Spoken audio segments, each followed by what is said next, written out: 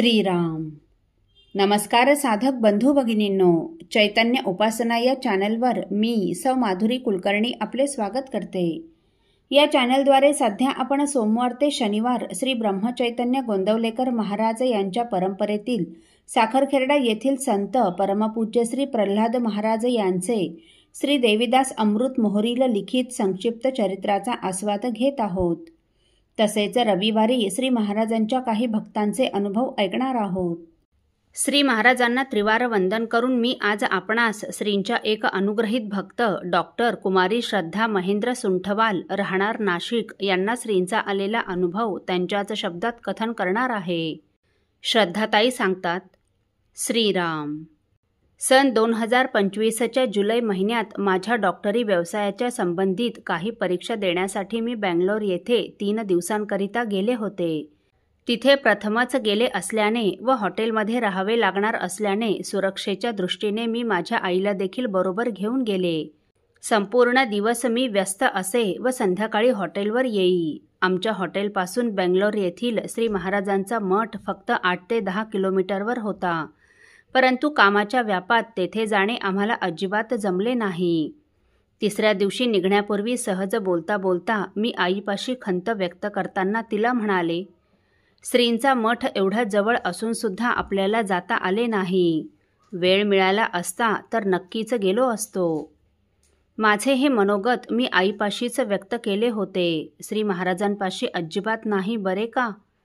पण श्रींचे आपल्या लेकरांवर किती लक्ष असते म्हणून सांगू. अवघ्या 10-1 मिनिटात पुण्यातील नेने घाटावरील श्री महाराजांच्या मठातील एका ओळखीच्या काकांनी माझ्या मोबाईलवर बंगलोर येथील श्री महाराजांच्या मठाचे काही फोटो पाठवले. वस्तुतः त्यांच्याशी माझा बंगलोर येथील मठासंबंधी अथवा मी बंगलोर येथे जाणार आहे, आले आहे या संबंधी देखील कोणताही संवाद झालेला नव्हता. परंतु एवढ्या जवळ येऊन देखील मला मठात जाता आले नाही याचे दुःख झाल्याचे लक्षात येताच श्रींनी मठाचे फोटो पाठवून मला तेथील दर्शन घडवले. किती म्हणून प्रेम करावे त्यांनी, कितीही करुणा, कितीही दया, कितीही ममता.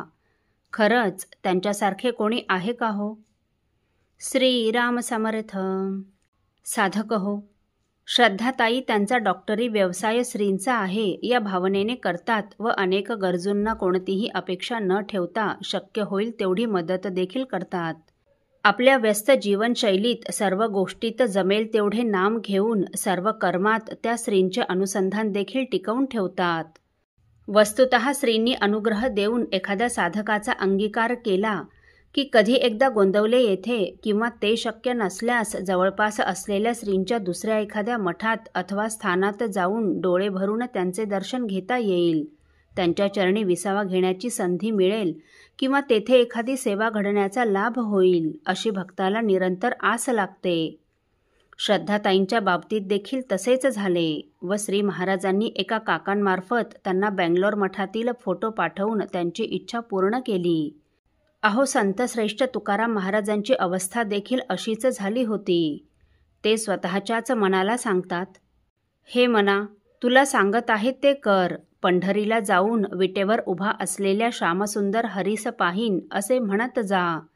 जर तू वाणीने नित्य राम, कृष्ण, हरी, गोविंद या नामाचा जप करशील तर मग तू मला जे काम सांगशील ते मी करीन.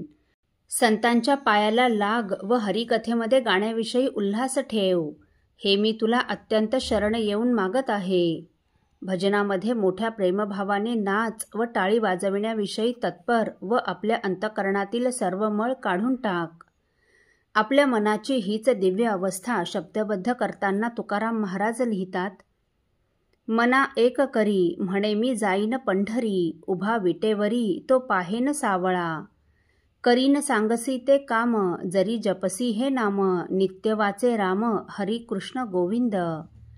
लागे संतांची या पाया, कथे उल्हास गावया, आलो मागावया शरण देई उचित.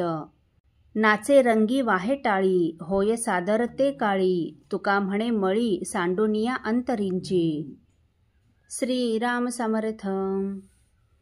साधक हो, आपल्यापैकी कोणा श्रींच्या भक्तांना श्रींचे असेच काही अनुभव आले असतील तर इतर साधकांचे श्री महाराजांवरील व त्यांचा प्राण असलेल्या नामावरील प्रेम वृद्धिंगत व्हावेत या पवित्र हेतूने आपण मला ते 9422843253 अथवा सुनील दादांच्या 9892608401 या व्हॉट्सअप नंबरवर कळवावेत अशी नम्र विनंती. श्रीराम समर्थ.